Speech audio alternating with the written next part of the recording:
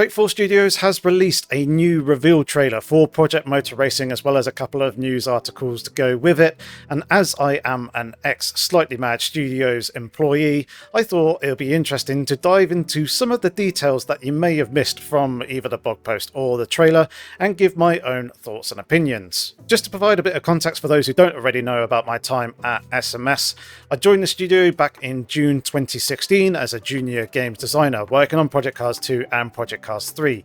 I then got promoted to a regular games designer and was working on Project Cars The Undisclosed title, basically Project Cars 4, until that project got shut down at the end of 2022. Since EA'd our project and studio, I've been working under a new development team under 505 Games, working on something entirely different. So I've not had any input at all or any sort of affiliation with Straight 4 Studios other than having worked for Ian Bell and alongside a bunch of the Straight 4's development team in the past back at Slightly Mad Studios. So, just like you, this is my first proper look at what Project Motor Racing is actually about, beyond the little teasers that Ian Bell and Straight 4 Studios have been putting out on their social media in the past. Now, I have seen this reveal trailer a few times already, and we will be going through it together, pausing at various different stages to pinpoint various little details, analysing and talking about those. So if you want to see the reveal trailer uninterrupted, I'll leave a link to it down in the description below. But enough of the waffling, let's get into it.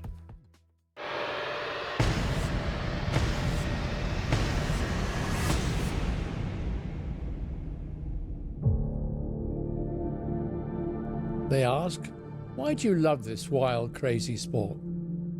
So a pretty punchy opening 15 seconds there. We got some snippets and teasers of some in-game footage, as well as one little bit of real-world footage, and we got the tagline of "This is racing." So they're obviously trying to position themselves as a serious motorsport racing-focused simulator. And it looks like they're predominantly going in the direction of historic GT and sports car racing. This is backed up by the fact that Derek Bell is narrating over the top of this video, a hugely successful and well-respected sports car driver. As we saw from the little subtitle there, he has won Le Mans 24 Hours 5 times.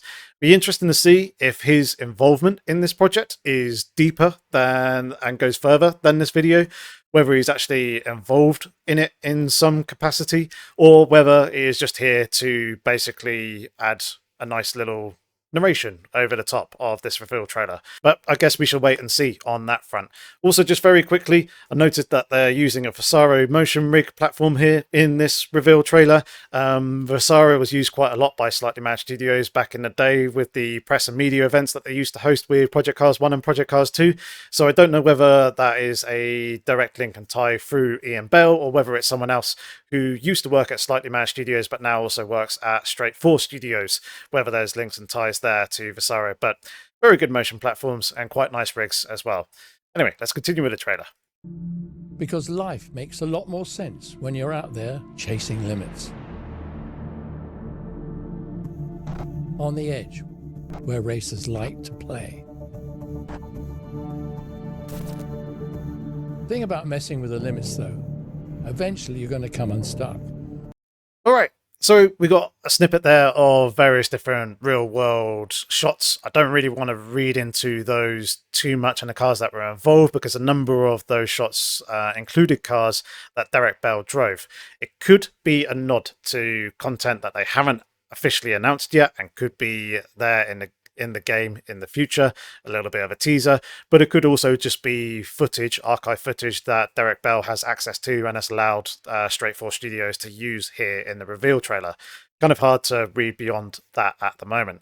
We can see that we've got Ben Collins is now being basically shown here, sat in the Versaro rig, as it says, official test driver for Project Motor Racing. He was also a driving consultant for Project Cars 1 and 2 and provided some pretty critical feedback in regards to the physics and the handlings of the car throughout the two games' development.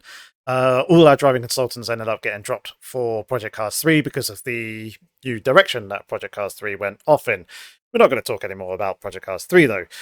What we are going to focus on is the main menu, the front end that we can see here in the background on the center screen of this triple screen setup. We can see a 3D rendered environment with the Lamborghini Huracan GT3 Evo 2 car sat there in the pit garage with Project Motor Racing branding on the display boards and everything surrounding the car. We've then obviously got on the left-hand side the UI, the main menu UI this looks to be. It is unfortunately a little bit cut off, so I'm kind of having to do my best guess here as to what each of the various options are available that we can see here in the screen. I unfortunately can't make out what is in the first box underneath the Project Motor Racing logo. The second box, however, I believe is single player. I'm going to assume that the third box is probably going to be multiplayer. The fourth box down looks to be purchasable content. We see Ben Collins here. He will navigate down to it and go into that menu where we basically get the vehicle selection menu, I believe.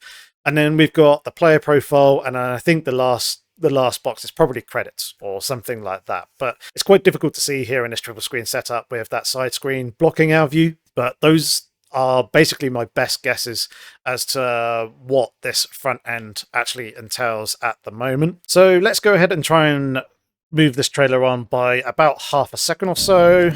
There we go, and we are into a vehicle selection screen. Well, this is the purchasable content screen, but it also looks very much like a vehicle selection screen. I assume that the two are going to be basically the same layout. Now, looking at this, the top left-hand corner, we've got the car classes. We have currently got the NGT class selected. You can see in the background of the garage environment behind the UI is the car that you currently have highlighted or selected, rendered in that 3D environment. Looks very, very good. We've got the name of the car at the top and then basically some stats, some information about it. So we're looking at the Gillette Vertigo, I believe the car is called. And then we've got various different things such as the power output, I believe that's torque, weight, I can see transmission up there. There's going to be a few other little things, bits and bobs. And down on the left-hand side, we have basically the list of cars. Also, just about make out underneath the name of the car and the specs of the car, the various different bits of info about it. It looks like there's a number of different liveries that you can choose and select for that specific car that you currently have highlighted. Just quickly, we'll talk about this purchasable content screen because I'm not actually sure as of yet if we've got any sort of real details as to what this actually entails, whether this is basically just showing you DLC content or things that you don't actually own yet, or whether there is an in-game store where you earn, say, in-game credits for driving, and then you can use those in-game credits to buy cars to keep in your garage and be able to race in various different game modes, that sort of thing. Ian Bell has alluded to some sort of credits system. I don't know whether it's in-game or whether it's real world, but basically hinting at the idea or the prospect of getting paid for your time driving and racing. He's just kind of floated those ideas out on his social media. Whether they've actually kind of come to fruition and been worked into the game design here for Project Motor Racing, and that is possibly part of this purchasable content screen, I'm not entirely sure. Just kind of spitballing potential ideas and theories here based off of things that I have seen and read online, and basically trying to put two and two together, maybe. But yeah, the UI layout looks fairly simple, clean, easy to read and understandable. I imagine, as I've kind of said, this should also double up as a vehicle selection screen, which brings me very nicely back onto the cars that are shown here on this screen. Now, if we go over onto the Project Motor Racing website, we have the ability to now see the car classes, the cars that they have announced so far, and the tracks and various other things with the tabs up here. As we can see, we've got 6 confirmed classes so far.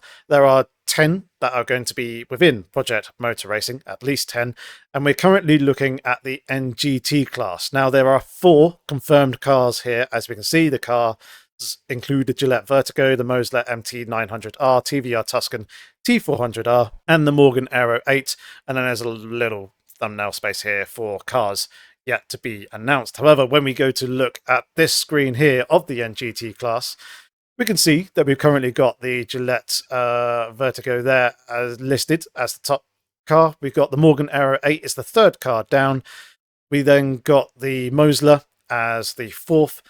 I'm going to assume that this here is the TVR Tuscan, but it does also look a little bit Porsche-esque, but I'm not entirely sure 100% on that. But I'm going to go with that is the TVR.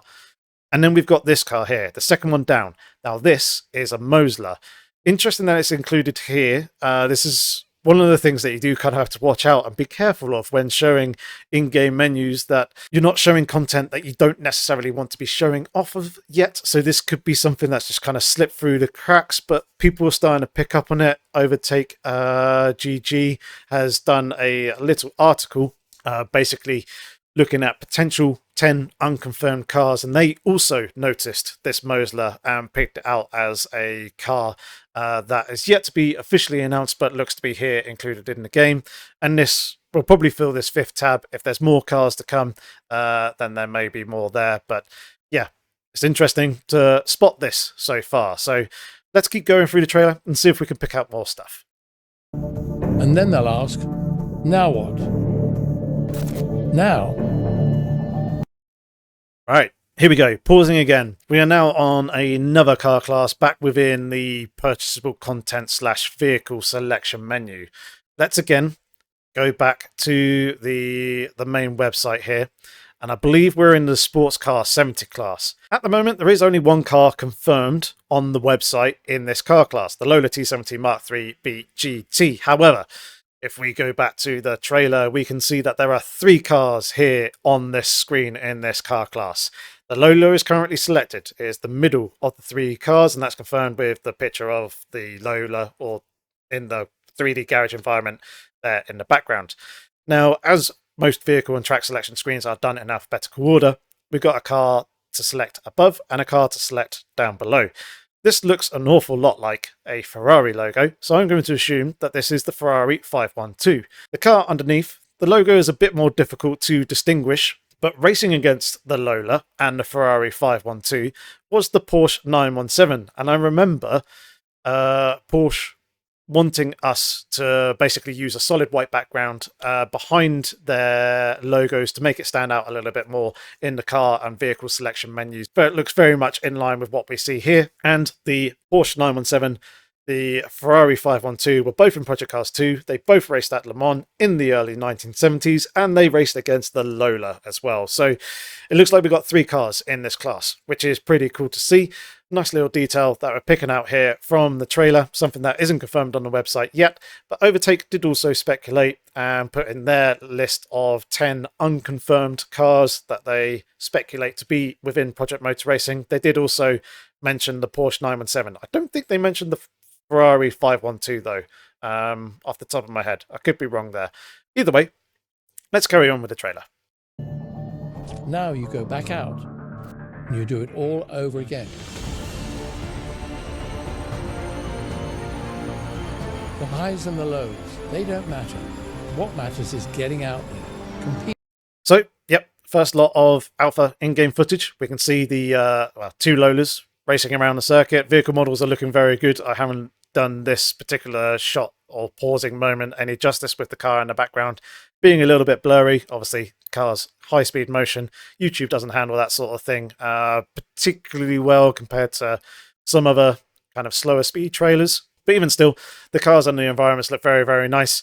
Obviously, as this being alpha in-game footage, the physics and the handling, the suspension movement, the car behavior is all going to be basically not finalized. I did see quite a bit of steering input in one of the shots a couple back where they basically went to 180 degrees steering lock going through the corner, but these older cars are a little bit more difficult to drive. You do kind of have to manhandle and wrestle them around a little bit to try and get them into the corners because they don't quite have the downforce that modern cars these days do. Anyway, carrying on. Racing. New car class. Very, very nice transition there. I like how that was done. Right, let's very quickly go back to the website because I believe this is The GT class, yes indeed. So we got 3 cars that are confirmed here that we're seeing within the shot and snippet of this trailer. We've got the Lister Storm, which we've seen plenty of in the videos that they have been releasing up to this point, as well as their social media posts. There's been quite a few teaser images of it. The Celine S7R, we've also seen a few social media posts of that as well. And then we've also got the Lamborghini Murcielago R-GT. Very excited for this one. Car sounds absolutely fantastic in real life. Hopefully they've done it justice here in the sim as well. Now, coming back to the trailer, I do want to go back a little bit to basically in and around this shot here. That will do. We've got these 2 Lolas coming over the crest underneath the Chevrolet bridge that we can see here. We're in a either dusk or dawn sort of setting, low light conditions, car lights are on, and then as we progress, we get a transition into daylight, and coming over the crest of the hill is a car class, new car class, or, correction, 2 car classes. This first car and second car that we see coming over the hill here isn't actually part of this GT car class that we've just taken a look at with the Lister Storm, the Celine and the Lamborghini. No, that is part of the NGT class because it is the Mosler MT900R are the first 2 cars that come through the picture. Behind that is the Lister Storm. Behind that, we've got the Celine GT, confirming multi-class racing. I have seen in one of the blog posts, they say up to 4 classes on track, pretty much the same as it was in Project Cars 2. Anyway, continuing on a little bit. Nice wide shot here. Here you can see the nose of the Lamborghini. Because it's not the failures that brand us. And then we get some onboard footage, and we can see the the NGT class. We can see the Gillette Vertigo and also the Mosler. Those are the 2 cars that we can see here in shot at the moment on screen. As I said, car model's looking really nice. The general scene and environment is looking really good. We can also see on this bridge Canadian Tires, which means Canadian Tire Motorsport Park. Yes, one of the tracks that is going to be here in the game. If we go to the circuits, we can actually see that there are 5 continents that they are focusing on. We've got Europe, North America, Asia and Oceania, Africa and South America. At the moment, there's nothing listed here on the website for either Europe, South America or Asia, Oceania. We've got 2 North American circuits and 1 African. Very quickly, we'll jump in the African one. We can see that Kyalami is there confirmed, which is fantastic. Brilliant track. Really excited to see that. And then in North America, we've got Lime Rock Park and Canadian Tire Motorsport Park. I believe most of the footage that we've seen so far has been on Canadian Tire Motorsport Park, and that is confirmed by the Canadian Tire bridge there in the background. There are 1 or 2 shots in this reveal trailer that do look a little bit Nordschleife-esque, but they're not. They're Canadian Tire Motorsport Park. So Nordschleife isn't confirmed yet, but I imagine it's probably going to be on their radar. Either way, good variety of cars. Everything looking really, really nice. Nice, natural, photo-realistic look is the approach that they're going with through the graphics here. It's the win.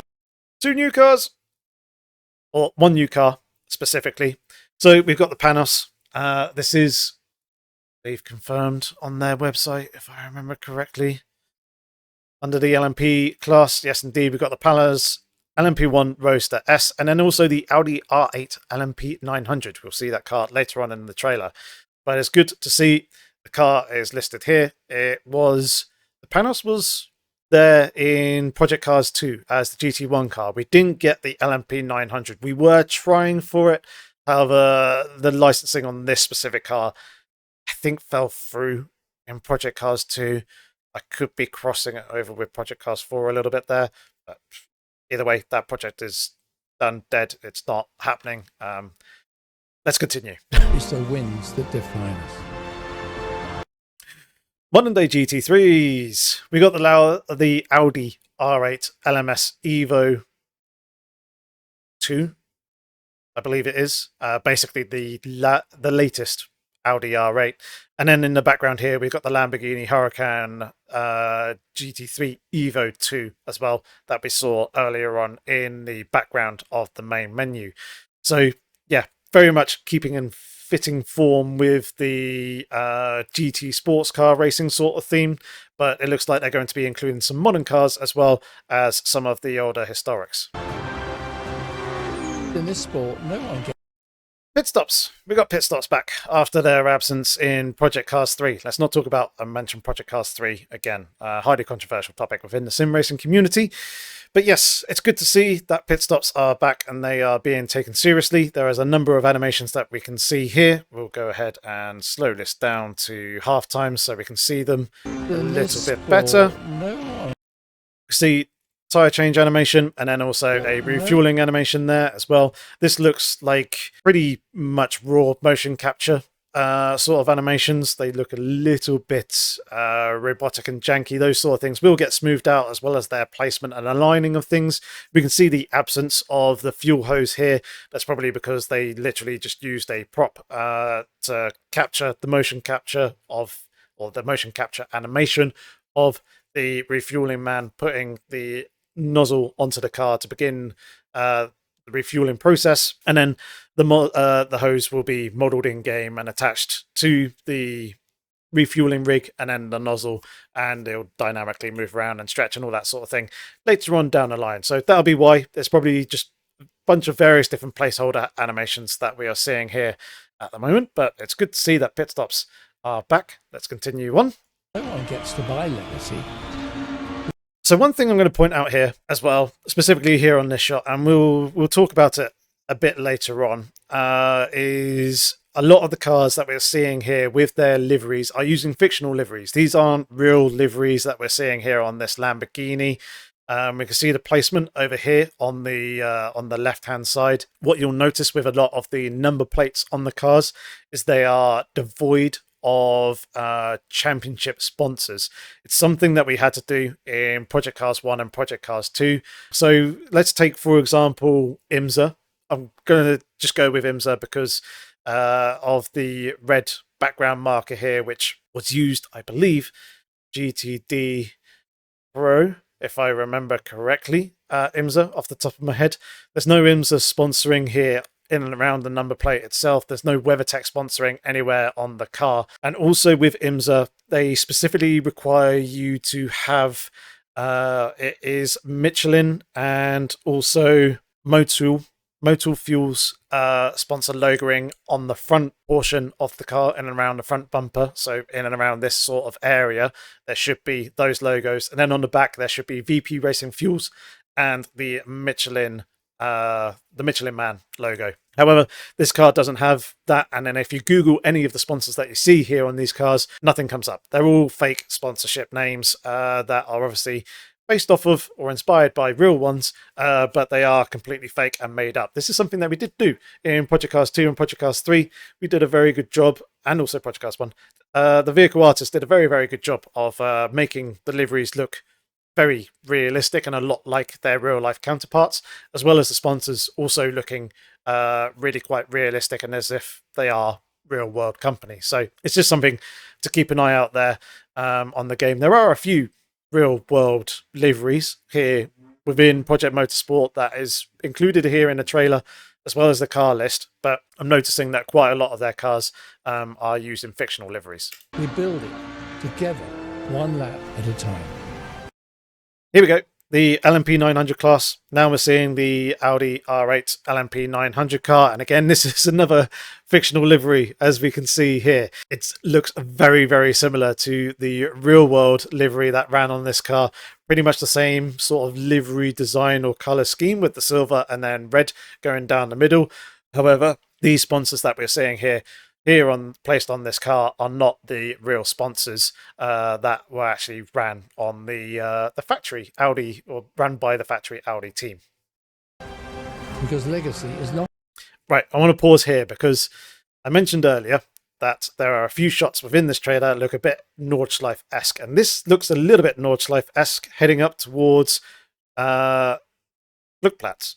However, this is not the Nordschleife. This is Canadian Tire Motorsport Park, as indicated there with the WeatherTech sponsored bridge across the width of the circuit. So unfortunately, no Nordschleife yet, but it could be something that is coming, and these shots are on CTMP. Because Legacy is not an orphan. It's all of us. It's this wild, beautiful community we call sim racing.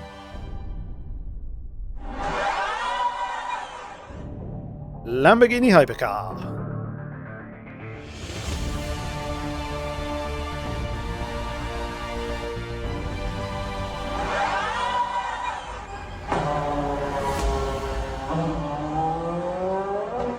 And there we go.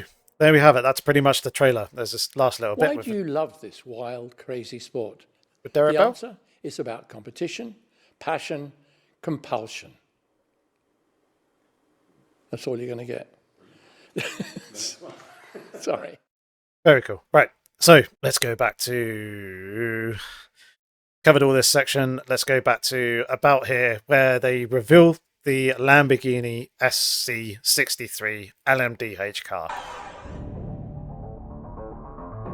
Very, very nice modelling, as we can see. Some really, really cool texturing work with some really nice detail. The scratches in the wrap of the car. This is something that a lot of motorsport and racing games are starting to do and pick up now. Is we're getting to this point in the vehicle modelling where we can only advance it so much more, and it's more coming through textures and the technology in and around that, improving those textures, adding finer little details such as the scratches and the way that the light reflects in those scratches to make them visible.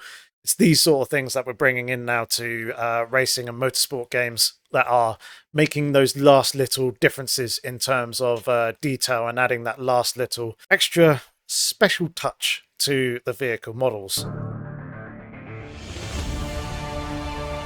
So yeah, you can see it again more here. Very nice subtle work with the scratches appearing in the paint, and also up here on the inside of the wheel arch. Because yeah, racing cars aren't as clean and pristine as people think they are. If you get up close to them, they're actually pretty poorly wrapped. I'd say they don't really care too much about accuracy and aligning things up. You will see things not being symmetrical from one side to the car to the other, or not quite cut as neatly and closely into, say, panel gaps or like the wheel arches and things like that, because at the end of the day, the team don't really care. It's extra weight going onto the car, albeit very, very minor.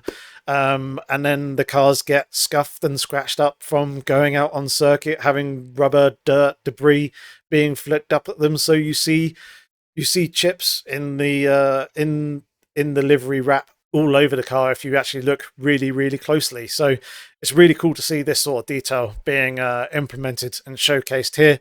It's cool to see the two Lamborghinis rolling out together.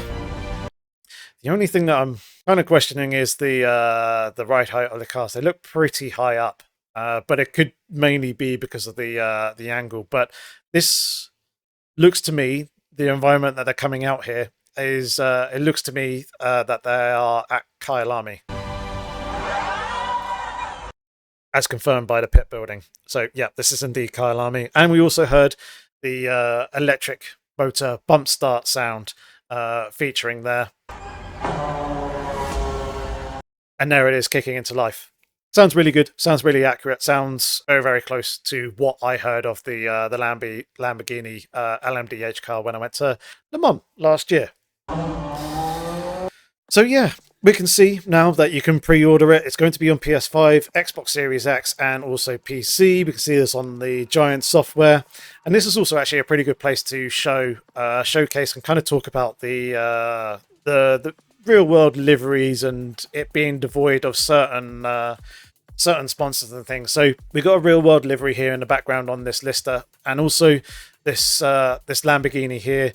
This livery is being run in IMSA currently this year in 2025. However, there are a few sponsors that are currently missing from the car, and as previously mentioned, the championship or series logo is also being removed from the top of the number plate section that we can see there. So it looks like that Project Motor Racing and Straight Force Studios haven't really got any series or championship licensing as of yet. It could be things that are still being negotiated and still being worked on. They may come in the future, and then we'll get those logos and things added to the liveries before the release or at some point during the game's development cycle. We don't actually know on that because obviously they haven't talked about it or mentioned anything. But there's just one or two things to pick up on.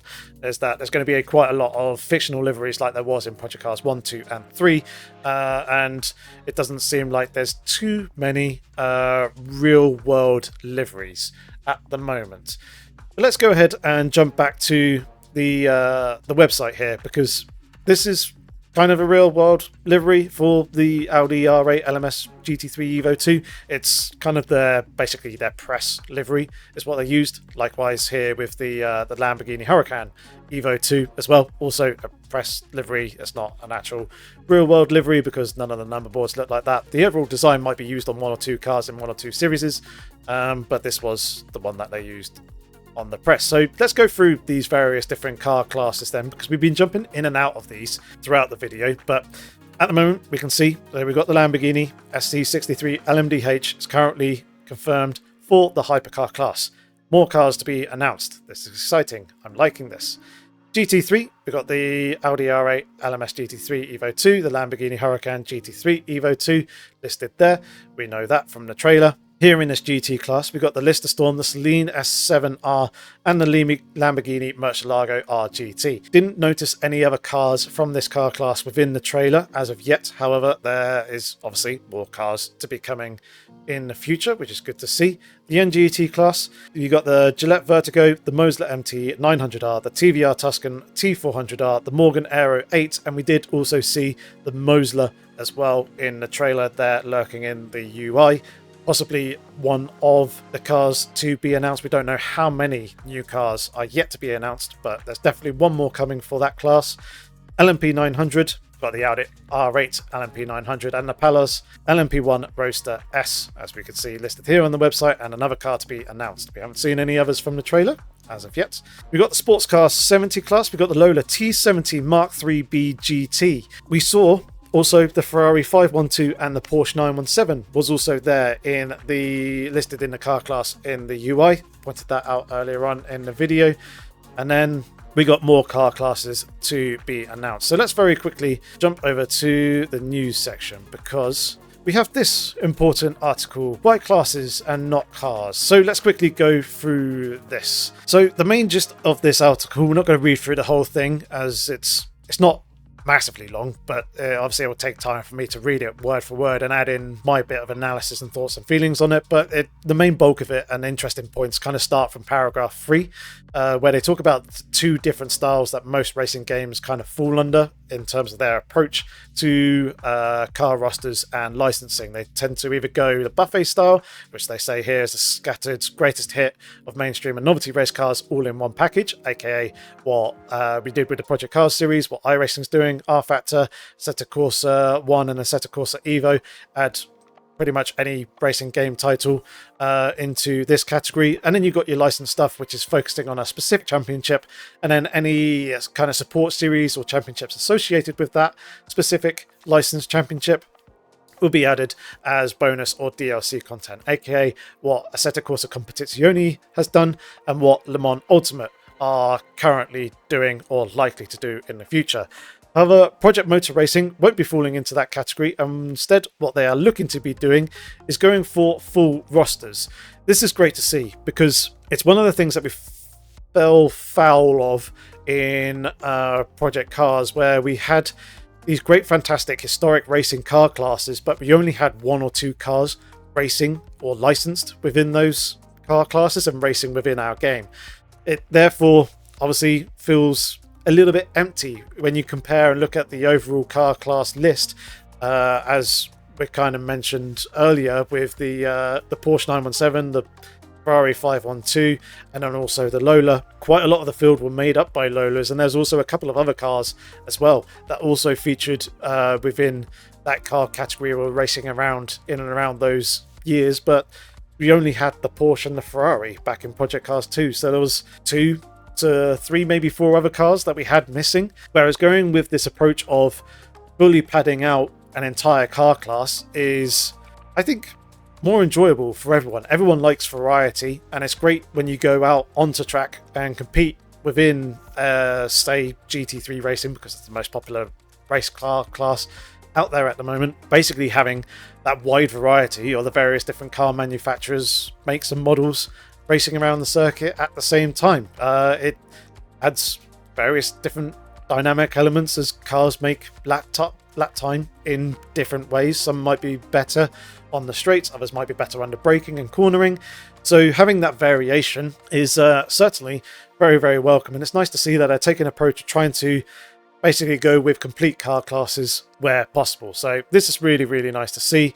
They basically kind of explain this ethos a little bit here in these paragraphs, and then they go on to list some of the car classes. As we can see here, this is where it specifically mentions that there are going to be 10 car classes within PMR, and then these are the ones that are listed that we can see on the website, showcasing the cars that we have seen as well. The only other additional thing to note that is going to be interesting is this final paragraph here, the cutting room floor. The deeper we dig into historical archives, the more we ran across what can be described as unfinished science projects masquerading as race cars, unique bodywork variants, or cars who attempted a single event before retiring as a display piece. While in practical use for us to create during a traditional development cycle with budgets and deadlines, limited reference material was often the case, as being one of the limiting factors, and that is probably why you may have heard one or two cars being announced in Project Cars as coming, however then didn't actually make it to the game in the end and ended up getting chopped, is because of either the licensing negotiation fell through, or we just couldn't get the reference material that we needed to do the car justice, and therefore we had to basically divert resources away from said car and focus on other cars that we can actually complete and want to feature in our game. So there were one or two cars where that did happen, but it is very much a thing, especially when you are running on a limited budget, as they are referencing here. But yeah, in addition to the cars that they are working and creating the models on, they're also planning on releasing their own wish list for modders who feel inclined to contribute to the rolling encyclopedia of racing history. So it sounds like they're opening up to a potential little bit of modding support. Be interesting to see more details on this, to see what sort of extent that is going to go to. I imagine it is probably just going to be the actual creation of the 3D models and the liveries of the cars, rather than doing things like the sound and the physics. But it'll be intriguing to hear more details on that. It's very interesting approach. I imagine that the way that they're doing it, this is like the most logical approach to me in my head, is that they are going to get the official licenses for those cars first, and then just divert some of the cars that they want to create and have those official licenses for to this wish list for modders to then go and create. That seems like the best way of doing it, rather than relying on the modders to come up with various different cars and then giving those to the studio, and then the studio having to go and get the official licenses for those. Seems a little bit backwards, because you're just going to get absolutely inundated with a huge list of various different cars, whereas if they were getting the official licenses first, straightforward, maintain the control over what cars it is that are actually going to be getting put into the game, being approved, and all that sort of thing.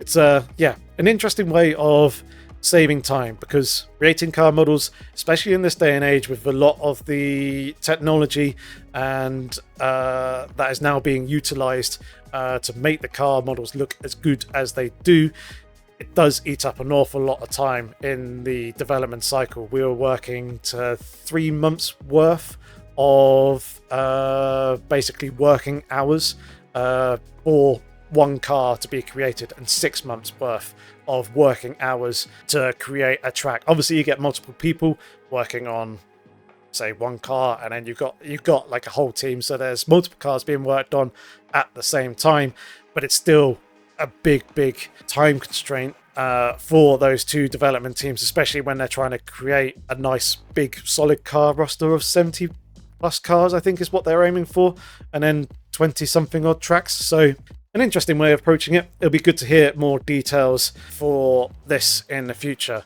Now there is one last article that I want to go into, which is this main one here. We've got some key information up the top here, basically saying it'll be on PlayStation, Xbox and PC. We know about the trailer, we've just been through that. It's going to be on the mod-friendly Giants engine.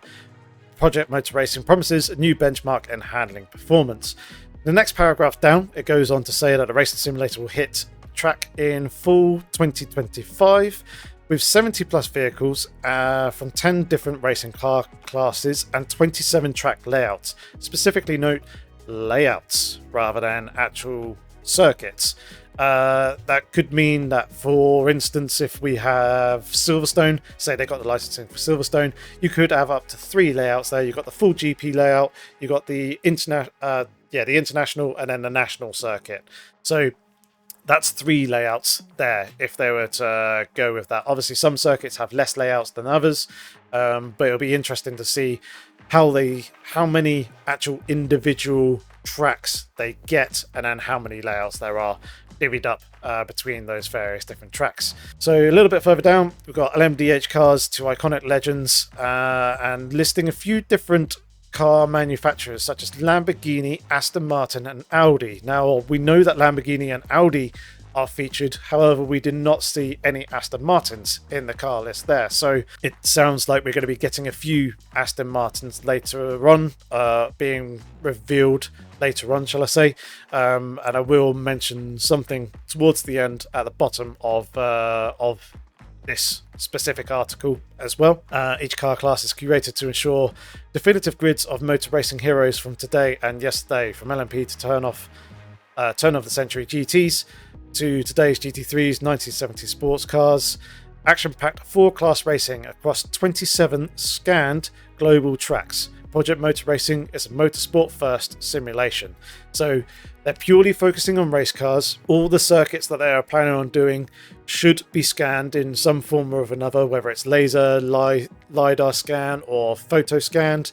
And it's confirming that they're going to basically limit multi-class racing to 4 car classes, much like it was in Project Cars series. Now, in the next paragraph down, they're confirming that they're going to have a full-on career mode, in-depth online racing, fun leaderboards, and full race weekends. So it's good to see that they got a career mode that's going to make an awful lot of single-player players happy.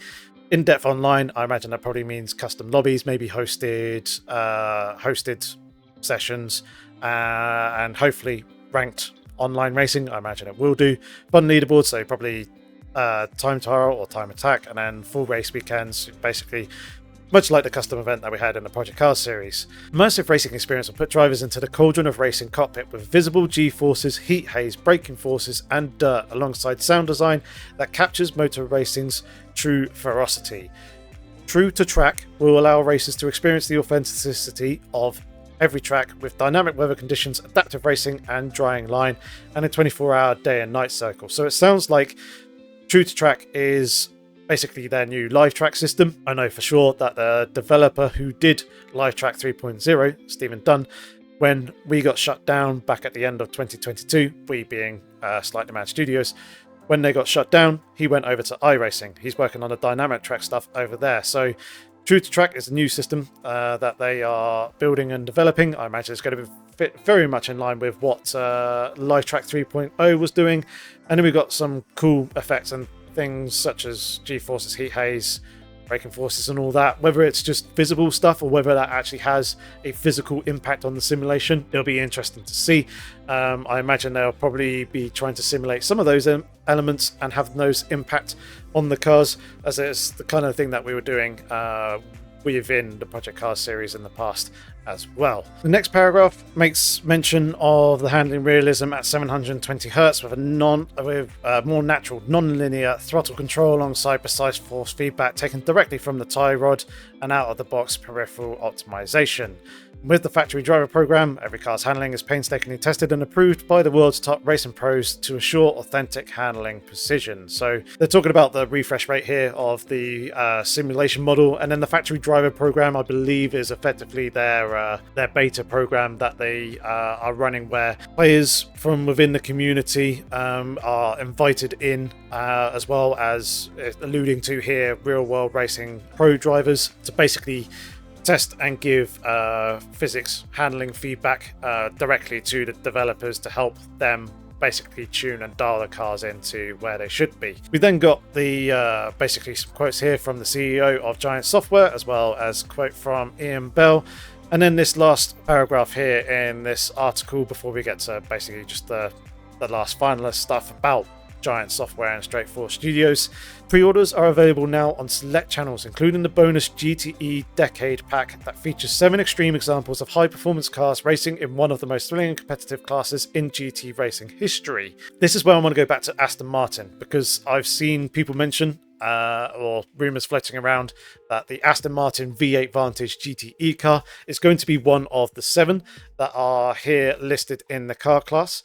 If I remember correctly off the top of my head, it was either 2017 or 2018 was the peak of the GTE car class before manufacturers started pulling out of the car classes and stopped running their factory programs. And I believe the cars that were running at that peak were the Aston Martin V8 Vantage GTE, the BMW M8 GTE, there was a Corvette, I believe the C7 at the time rather than the C8. There was the Ford GT GTLM car. There was the Ferrari 488 GTE, and of course the Porsche 911 RSR. So that was 6 cars there. There is apparently 7. Now, what would be really cool was to have those 6 cars, but what it sounds like from the name of the GTE Decade Pack is that it's going to be GTE cars from across the 10 years that the GTE class was running for in the real world, rather than running basically the 6 best latest cars at the highest point. This is one of the things that slightly concerns me about some of the historic racing, is that because car classes ran for a period of time, you could see quite a big disparity in terms of performance from the cars that first started off at the beginning of said car class's inception to those who run later on, or vice versa. Move the hands, swap hands around, however you want to do it. But you get the point.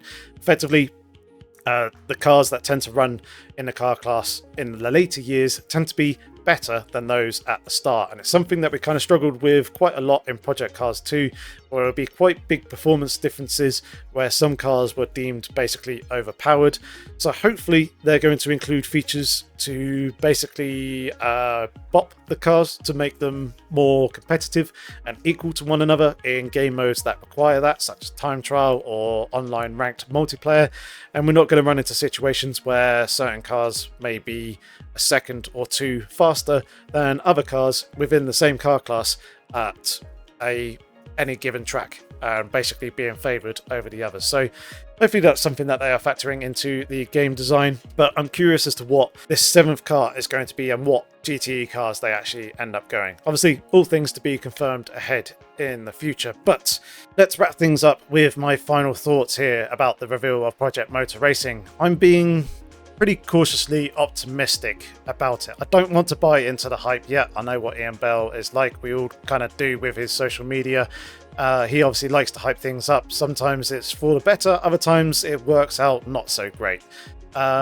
However, the development team at Straight Force Studios are extremely talented people. I've worked alongside them. I know what they're capable of, and providing that they're being steered in the right direction and make the right design choices, they could end up producing a phenomenal game. I know that what we were working with Project Cars 4 was certainly going to be one of those titles that was going to push the sim racing space forward.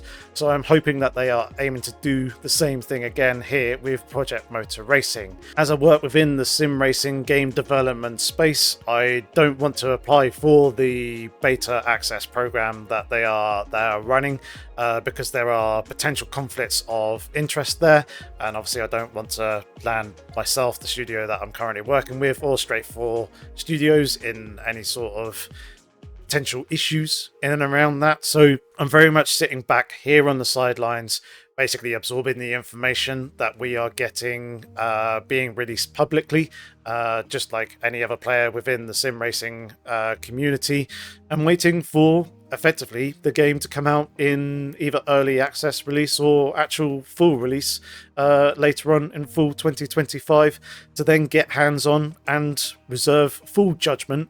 Then obviously, as new bits of news and information, more cars and things get released, obviously that is going to either help build a bit more interest or lower my interest, but I'm trying to keep myself very much reserved and held back not being quite as involved in it like I was with Project Cars 2 on the channel. It may be a game that I do feature on the channel once everyone, the public, does get access to the title, but we shall see. I'm sure I'll cover it at least 1 or 2 more videos here in the future, but I'm intrigued to hear what you think of, one, the actual reveal trailer itself and your thoughts on Project Motor Racing, and also what you thought of this video and this in-depth analysis here. Hopefully you found it insightful, interesting and intriguing. Hopefully you learned some things about game development, and if you're wanting to see more content like this, then please let me know. Hit like, because that helps out the channel an awful lot, as well as does subscribing to the channel, and hopefully I shall see you again in the near future in the next video or live stream. Until then though, thanks very much for watching, have fun, stay safe, and take care.